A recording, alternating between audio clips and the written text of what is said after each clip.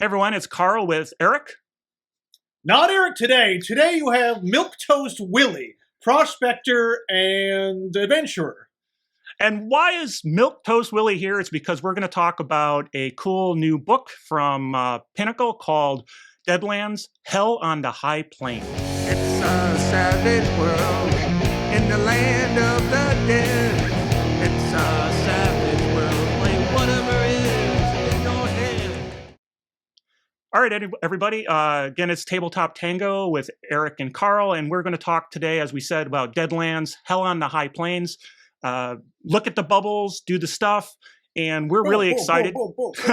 We're excited because Pinnacle provided a pre-review copy for the Kickstarter that they've just started. Now, if you're watching this after the Kickstarter is over or in the future, this book looks pretty clean, and probably a lot of what we're going to talk about is still going to be accurate, but I'll always have to say it's a pre-released product right now, so the text is going to change. There's probably going to be changes in graphics, which I'm not going to show anyway, but there'll be probably new sections or other sections, and some of the things we mentioned probably have been changed. But in the end, I think there's a lot of good material that'll stay pretty consistent because it's really nice. So let's talk real quick, briefly. Eric, I'll turn it over to you to talk a little bit about the Kickstarter itself. We won't spend a lot of time on it, so we can get to the meat of it. So Milquetoast Willie left the building. I'm not going to do that accent for the whole time. The Kickstart just started as of this date. I guess it would be a couple days ago. It's going until March 1st. There's a bunch of different pledges. There's the basic PDF pledge is around $20. The print pledge is around $40. That gets you kind of the core book, archetype cards, and the overall setting map. And then there's just like a ton of other packages that you can get, like virtual tabletop stuff. There's battle maps. There's a chase stack, borrowing from their the Pathfinder setting, and dice and other stuff like that. So there's a whole bunch of different levels, but the basic levels are 20 and 40. Yeah, so it's very consistent with a lot of the other products Peg has put out recently, where you can go all in and get a whole bunch of really cool swag if you get the maximum you can. So very, very cool. So what is Deadlands Hell on the High Plains? What it's not is it's not a setting. It's not a setting book. It doesn't have character design or GM setting rules. It is really a companion book, for lack of a better term, that provides a lot of good information and expands, I guess, the setting, the lore for. It's basically, it's basically if you have the core Deadlands book, the new Deadlands for Suede, which I would assume most people have if they're interested in this product. Of course. I have the PDF. I don't have the hardcover. But basically, if you go to the Great Plains section in that book, which is about 4 pages, I think, 3.5 pages, and you cut that out, and then you replace that with like 220 pages, that's what this book is. So it just pretty much greatly expands that part of the setting. Yeah, that's definitely an understatement. I mean, this is 200 odd pages of meaty goodness of, city descriptions, areas, I'm just cool little things that aren't the city. I don't know. I'm jumping around, so we want to walk a little bit through more methodically. Sure.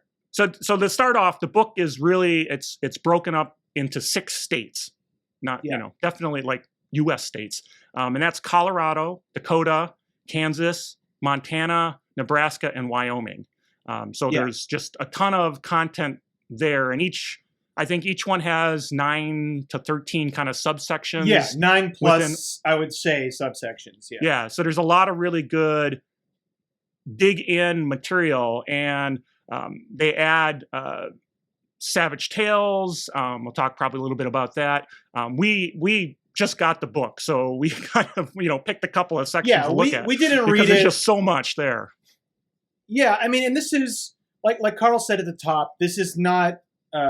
It's not a setting book, and it's a companion in the sense of this. You're getting lore here. You're getting world building here. You're not getting any character options at all. So this is I would say mostly for GMs. But what there's a ton there. So like you said, each state has about 9 subsections.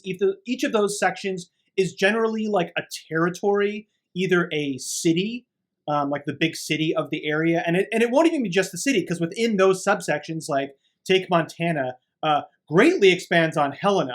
In the Deadlands book, I think it's like, one little strip, and now it's like 4 pages.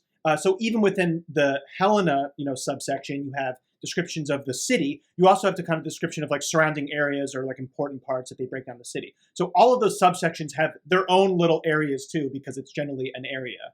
Right. Like for example, in the Colorado section, they obviously have things about Denver and things like that, but it also talks about the Rocky Mountains and things you might run into while you're traveling through the Rocky Mountains, the random table, maybe kinds of adventures you might have there, which is pretty cool. Now, you mentioned it's geared towards game masters. Really, I mean, there's secrets in here, so this is really not something that a player would read. But I think there's, you mentioned there's some introduction material and stuff like that probably would be able to be pulled out, kind of provided to the players, give them some more flavor text. Again, there's only a couple pages in the Deadlands book, but I think that's really up to the game master to make that decision. But you cannot cut and paste, like print out the first 20 pages and that's stuff the characters can read. No, I mean, there's stuff sprinkled all over. You got to be really careful. I mean, to be fair, they do have, so I think Carl mentioned there is Savage Tales in here. And so far in the book, there's about, I think I counted, 9 or something, or 11? I think 11 right now. They might add more. I mean, sure. I think they're definitely going to add stuff in, so don't take that as a final number. But at least those are in a separate section. If you're reading the PDF, it'll be like, this is the set, like when you're reading, say, about Montana or Helena, and if there's one of the Savage Tales in there, they'll have like a quick link for a PDF that will bring you right to it. But the Savage Tales are separate, so you don't at least have the risk of having the Savage Tale being read by a player if you just wanted to print out a section. But there's a lot of talk about, the factions. And I think they do a really good job of, it breaks down the general state and like the general kind of factions of the state. And then it goes into the more individual territories. And then it talks a lot about like the key players. So you'll find kind of embedded in, sprinkled throughout the states and the territories, like notable wild cards, like you said, Savage Tales. Maybe some type of like certain type of a creature you might encounter or something like that. So it'll have these kind of sprinkled in just throughout the whole book. Yeah, and I'm hoping as they go forward and produce the full book that maybe there's a kind of an index or something that makes it easier to jump, because like you said, the characters and the wild cards are sort of in the area you might encounter them or where they're kind of important to the story. So like, for example, Jesse James and Butch Cassidy, they're in the section on Casper, Wyoming. Unless I know to go there and I'm thinking, Jesse, that'd be cool it'd be nice to have that kind of in an index. It'd be nice to have an index at all. But again, early in the book, they may do it, they may not. It really depends on where they think is important to go with it. There's a lot of cool, I just want to say there's a lot of cool wild cards in here. I mean, there's a whole set wild card in Savage Tale, Wild Bill, which I think is awesome. Like they really dug deep. And like speaking to the Savage, I don't know if you want to get into the Savage Tales at all right now, or do you want to keep talking more about the territories? Well, we can do what we want to do, but you just keep it high enough. Don't give out any secrets for the people who might be watching. No. I mean, the writing, it's that level that you would expect from an official product from Pinnacle. But I would say that like Pinnacle's at its best, I find, with Deadlands. I mean, that's their core, right? That's where they started. So the whole like tongue-in-cheek Western parlor, like it is thick here. I mean, it is deep. So everything is written. There's the serious side of this. There's the funny side of this. I really enjoyed just the little bit of reading I did. It was definitely a fun read. Yeah, it definitely has flavor. I mean, this is not a dry read. This is This is fun to read, and you're like, you feel like you're learning something as you go along, and and you're having fun doing it. It's not just like a history lesson, even in this alternate universe or in this alternate timeline. But it's not. It's like, oh, this is really interesting. This is really cool. I got to click on that Savage Tale and see what that meant. This thing that they say you can do. For sure. It's really cool. It's cool. And I definitely found that like you said, doesn't feel like a history lesson. Like there's enough information in all the sections to really educate yourself on the setting and give yourself ideas. But it's definitely not too long either. Like they definitely struck a good balance here of enough information and not just like bogging you down with just an endless scroll of stuff. So and that's a huge balance. And I know it's not a setting book, but that's always the tough thing, right? You have to balance how much depth you go, which then it's like, well, how do I tell a story? You've already defined everything, versus it being too light that you don't know what to, you don't have any story hooks to go after. This, I think, at least in this pre-review copy, it does a pretty good job of balancing that. I mean, I'm reading and I'm learning about these areas, and then it says, oh, here's a little nugget in this area. And it's like, well, I can, do all sorts of interesting adventures here. And, oh, you gave me a nugget too. Maybe I can pull that in. So it's pretty, like even they talk about, a brewery in a town in, I think Golden, Colorado or something like that. But there's a brewery and it's got a secret, and you can just kind of pull that in, and it's got an adventure written all over it just to learn what's going on. And I'm not going to give away what happens, but it's cool. And I think they did a really good job of balancing it at this point and that's a sign of a good design. Some setting books, they like eliminate any interesting thing you could do because they told the whole story already, so. Yeah, and they're hard to get through. And like, I'm not super experienced with just buying Savage World books like this, where it's just kind of setting. But I definitely bought a lot of other books from other systems. And I'm like, honestly, this was one of the easiest reads I think I've had for a setting book like this. So the readability is good for sure. Yeah, and that's, we got this copy just a day or two ago, and it was like so easy to read through and gather. And I've read some settings where it was just like an absolute slog to try to get through it. So just enough to say, well, I understand what's going on. This was just like breeze through and just pick up stuff as you go along, and it's easy to go back because I think part of it is.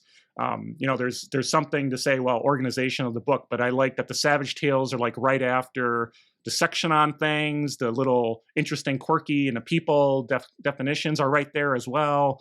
I only wish that there's a way to get there without knowing it's theirs, but I think it's well put together. And I won't talk about.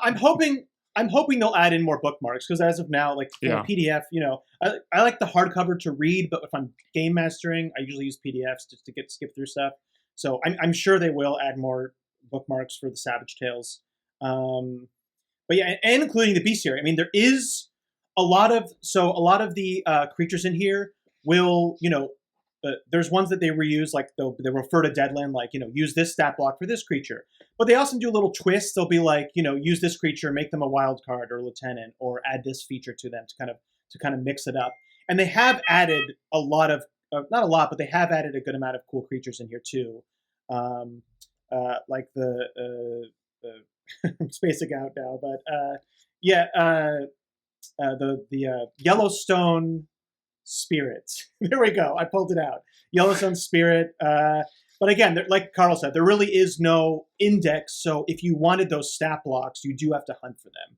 So that is, but again, we don't know if that's going to be the final or not. I'm sure there'll be an index. So yeah.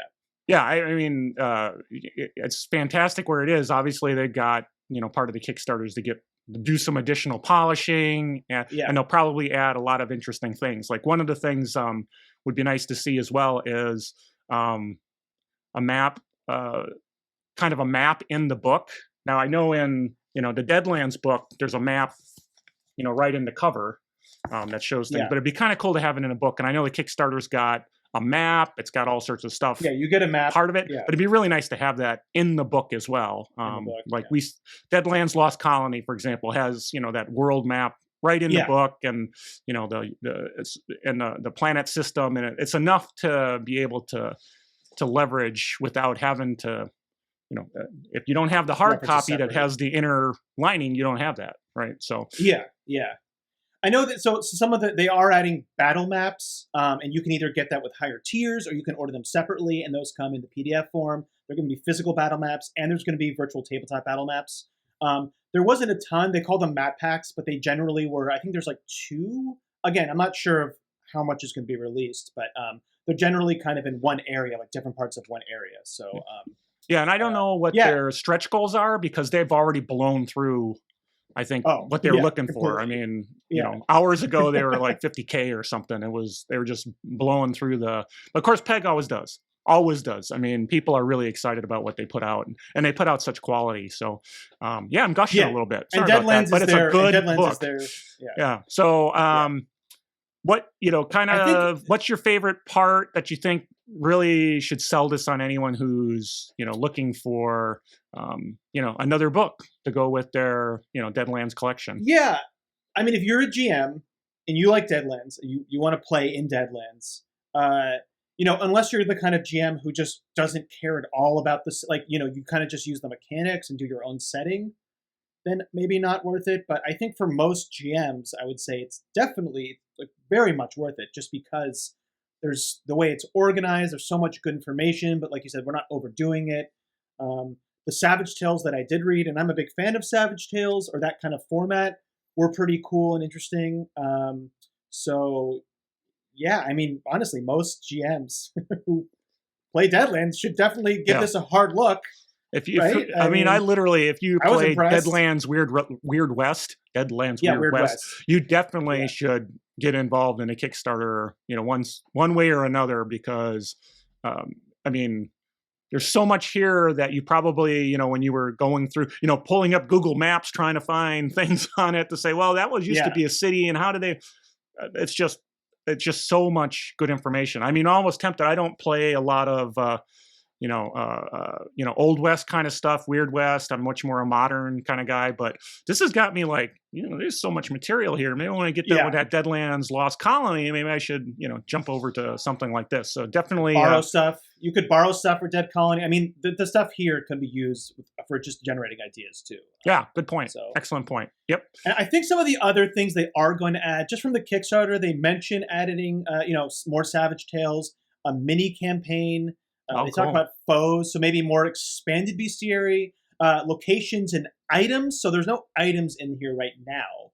So that makes me think that, you know, there's going to be more stuff in here, or maybe a companion book to this. I'm not quite sure. We just don't have enough information. But there is, you know, hints of more stuff on top of this. So a lot of value to start with, you know, even in this pre-release copy we looked at, and they're probably going to add more. So, I mean, definitely worthwhile. For $20, the PDF, I definitely think it's worth it. I mean, just as a, you know, I mean, we're both pretty honest when we review stuff and we look at stuff. We don't really hold our punches. But I think we were both pretty impressed by this. I mean, I actually just Kickstarted it, the hardcover version. So if that's anything, like, I'm buying it. So, you know, this is not, so there it is. I guess that falls into the strong buy category. Again, if you plan on GMing Deadlands, I don't know. A player would get some enjoyment out of this too, certainly. But you are probably going to ruin yourself if you have a GM who's going to use this to run a game for you. You'll definitely ruin some stuff. So. Yeah, so good stuff. Like we said, Kickstarter just started. It's going to run for a couple of weeks, March 1st, I think. March 1st. Again, if you're watching this after, most of what we're saying is still going to be applicable, and hopefully there'll be more that's there. So very excited, and I want to thank Pinnacle for allowing us to see a pre-release and talk about it. Very, you know, humbled that they would feel that we would be able to add some value. So thanks to them for that. So again, look at the bubbles, do the stuff, and as we said, any support we get is going to be plowed right into more Savage Worlds stuff, just like this kind of stuff. Though I don't have enough money yet to buy this, I'll have to buy it on my own dime. Anyway, so this is Carl with Milk Toast Willie. See you on the plains. See you on the plains. This is Tabletop Tango. Again, thanks for watching, and I say get involved in that Kickstarter before it's too late. Talk to you later. Bye. It's a savage world, strange as a weird war. It's a savage world, classics to explore. It's a savage world.